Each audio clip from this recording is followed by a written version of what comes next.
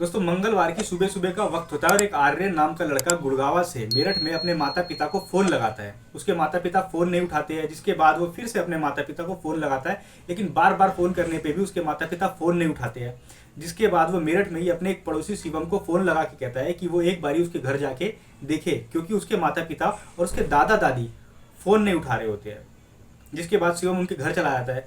शिवम काफी आवाज लगाता है, लेकिन घर से कोई नहीं निकलता। काफी देर के बाद आर्यन की दादी लड़खड़ाते हुए गेट पे आती है और शिवम को लेके फर्स्ट फ्लोर पे, जहाँ पे आर्यन के माता पिता होते हैं, वहां चली जाती है। जब ये दोनों जने ऊपर जाते हैं और कमरे का नज़ारा देखते हैं तो इनके हाथ पैर कांपने लग जाते हैं। ये कस कस की चिल्लाने लग जाते हैं। दरअसल हर तरफ खून फैला होता है और आर्यन के माता पिता की किसी ने बड़ी बेरहमी से हत्या कर दी होती है। इसके बाद ये बात पड़ोसियों को पता चल जाती है, पुलिस कंप्लेन कर दिया जाता है और शिवम आर्यन को फोन लगा के बताता है कि उसके माता पिता की किसी ने बड़ी बेरहमी से हत्या कर दी है। दोस्तों आज की जो ये सच्ची घटना है इसी के ऊपर आधारित है। इससे पहले नमस्कार दोस्तों, मेरा नाम अरविंद है और आप देख रहे हैं मेरा चैनल द रियल स्टोरी। दोस्तों अगर आप चैनल पर नए हैं तो प्लीज़ चैनल को सब्सक्राइब कीजिए, नोटिफिकेशन बेल को ऑन कीजिए और वीडियो को लाइक और शेयर जरूर करना। दोस्तों आज की जो ये सच्ची घटना है वो मेरठ के शास्त्री नगर की है। जब ये बात आर्यन को पता चलती है तो अपनी बहन कनिष्का के साथ, जो कि गुड़गांव में ही नौकरी करती थी और वहीं रहती थी, वहां से ये दोनों भगे भगे रोते हुए अपने घर आते हैं। तब तक पुलिस भी आ चुकी होती है। जब आर्यन अपने घर आता है और वहाँ का माहौल देखता है तो वो कस कस की रोने लग जाता है, उल्टियाँ करने लग जाता है। उसके दादा दादी उसे शांत कराते हैं, चुप कराते हैं। उधर पुलिस दोनों शवों को पोस्टमार्टम के लिए भेज देती है और पोस्टमार्टम करके इनको सौंप देती है। आर्यन जब इनको मुखाग्नि दे रहा होता है और मुखाग्नि देने के तुरंत बाद ही पुलिस आर्यन को गिरफ्तार कर लेती है और अपने साथ ले जाती है। जिसके बाद इनके जो पड़ोसी होते हैं और इनके घर वाले, आर्यन के घर वाले होते हैं, इसका विरोध करते हैं और कहते हैं कि वो आर्यन को क्यों पकड़ के ले जा रहे हैं। पुलिस अब आर्यन से पूछताछ करती है और इसके साथ साथ आर्यन के एक दोस्त आदित्य को भी पकड़ लेती है और इन दोनों से पूछताछ करने लग जाती है। आर्यन पे जब वो दबाव बनाती है तो आर्यन जुर्म को कबूल कर लेता है और वो कहता है कि उसने ही अपने दोस्त आदित्य के साथ मिलकर अपने माता पिता की हत्या कर दी है। जब पुलिस उससे इसका कारण पूछती है तो आर्यन बताता है कि उसके पिता प्रमोद, जो कि एक लोहे के फैक्ट्री में काम करते थे, और उसकी माँ ममता, जो कि एक प्राइवेट स्कूल में टीचर थी। उसके पिता प्रमोद अक्सर दारू पी के आते थे और उसकी माँ ममता के साथ लड़ाई झगड़ा करते थे और जब आर्यन उसका विरोध करता था तो आर्यन के साथ भी मारपीट करते थे, उसके साथ भी लड़ाई झगड़ा गाली गलौज करते थे। जिसके बाद आर्यन अपने पिता से काफ़ी परेशान हो जाता है, उनसे चिढ़ने लग जाता था। अब वो किसी भी हालत में अपने पिता प्रमोद से छुटकारा पाना चाहता था। यही बात जाके वो अपने एक दोस्त आदित्य को बताता है। आदित्य के बारे में आपको बता दूं कि इसकी माता की मृत्यु हो चुकी है और इसके पिता भी दारू के आदी थे।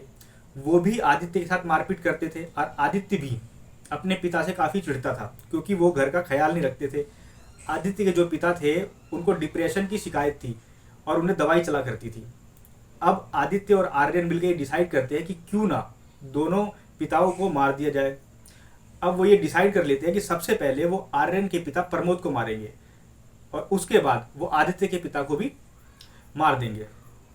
कुछ दिन बाद ही आदित्य की दादी का जन्मदिन होता है और वो डिसाइड करते हैं कि इस दिन ये नींद की दवाई मिला के प्रमोद की हत्या कर देंगे। और सोमवार का दिन आता है। सोमवार के दिन आर्यन की बहन कनिष्का, जो कि गुड़गांव से पार्टी में नहीं आ पाती है क्योंकि उसे छुट्टी नहीं मिलती है, और आर्यन गुड़गांव से मेरठ पहुंच जाता है पार्टी के अंदर और प्लान के मुताबिक वो दवाई मिला के मैंगो शेक के अंदर अपने घर वालों को खिलाता है। दरअसल ये दवाई आदित्य लेके आया होता है। उसके पिता को जो डिप्रेशन की दवाई चल रही होती है उसी के अंदर उनको नींद की दवाई भी चल रही होती है और वो वही डॉक्टर के प्रिस्क्रिप्शन को दिखा के मेडिकल स्टोर से नींद की दवाई ले लेता है। अब इधर आर्यन मैंगो शेक में दवाई को मिला के अपने पूरे घर वालों को खिलाता है, लेकिन उसके पिता प्रमोद मैंगो शेक खाने से मना कर देते हैं। वो कहते हैं कि वो इसे नहीं खाना चाहते, उसका मन नहीं है। इसके बाद आर्यन आइसक्रीम के अंदर उस नींद की दवाई को मिला के अपने पिता प्रमोद को खिला देता है और थोड़ी देर बाद ये कह के निकल जाता है कि वो बाहर जा रहा है और आर्यन वहाँ से बाहर निकल जाता है। थोड़ी देर बाद आर्यन अपने दोस्त आदित्य के साथ अपने घर फिर वापस आता है और अपने पिता प्रमोद को फ़ोन लगाता है।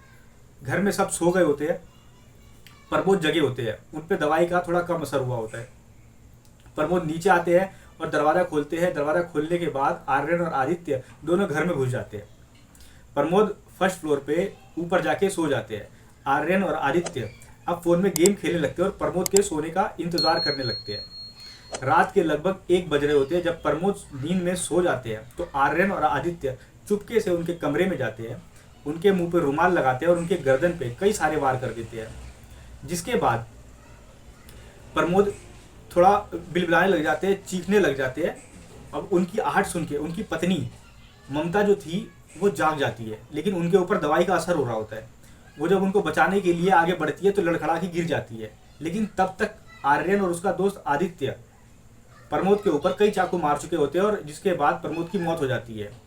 अब आर्यन जो था अपने पिता की मौत को देखने के बाद कांपने लग जाता है और वो आदित्य से तुरंत ही कहता है कि उसे अब यहाँ से चल लेना चाहिए, लेकिन आदित्य उससे कहता है कि अगर उसने उसकी माँ ममता को छोड़ दिया तो वो फंस जाएंगे और ममता सुबह होते ही सबको ये बता देगी।